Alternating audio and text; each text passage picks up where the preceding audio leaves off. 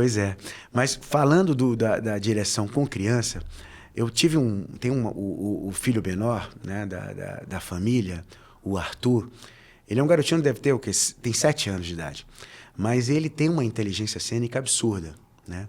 E o maior cuidado que a gente tem que ter quando a gente tem um elenco de feras, como o Dan, como a Vanessa Giacomo, como a Júlia Gomes, como o Theo também, que é um outro ator adolescente, tem 14 anos, mas é um gêniozinho. Ou seja, todos eles, né, o elenco muito bem escalado pela Anne, entendeu? Todos eles estavam muito ali no personagem. Eu tive uma preparação bacana também, 3 semanas antes com os atores, mas ele é o que mais me preocupava, porque como tem pouca fala, né, o que eu mais falava para ele é o seguinte: Arthur, você precisa prestar atenção, ficar observando todos. Fica ligado, ouvindo tudo. Então, o que o Dan está falando, você fica prestando atenção. O que a Vanessa está falando, para quando chegar a sua hora, você saber falar dentro desse contexto.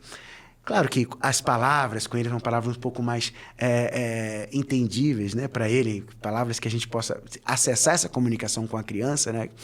Que modéstia à parte eu gosto de lidar com criança, eu gosto de falar com criança, não me tornando uma criança, mas um adulto que está falando com uma criança, porque ele entende a responsabilidade dele, entendeu? Então, quando eu falava isso, aí muitas vezes eu lembrava, Arthur, fique ligado em tudo, hein? Aí ele já ligava a antena, ele estava olhando o ator, estava olhando a atriz, estava olhando a irmãzinha que estava interpretando, enfim.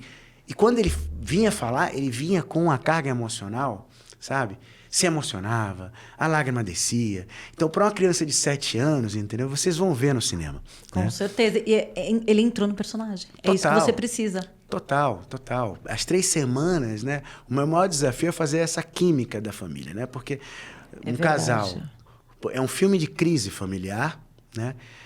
É um filme de fé, de superação, porque é uma história real, né? Que aconteceu em 2012.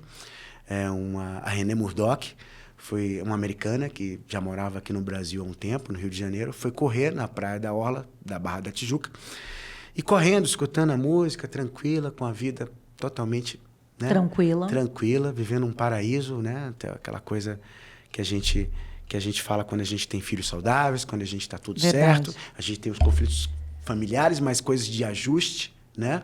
Nada demais, tá tudo tranquilo. E, no outro lado, um outro mundo, né? Que existe, que está aí, que a gente não enxerga quando a gente passa na rua, que é de morador de rua, que é gente doente mental que mora na rua. Entendeu? Os invisíveis, né? Que a gente faz questão de não ver, né? Quer dizer, a gente não, porque eu procuro cada dia mais exercer o meu lado altruísta e enxergar e tentar fazer o possível para que a vida dessas pessoas fique um pouquinho melhor, nem que seja dando um sanduíche, nem que seja dando um carinho, ou um olhar, um sorriso, de acolhimento, sabe? Um sorriso. Né?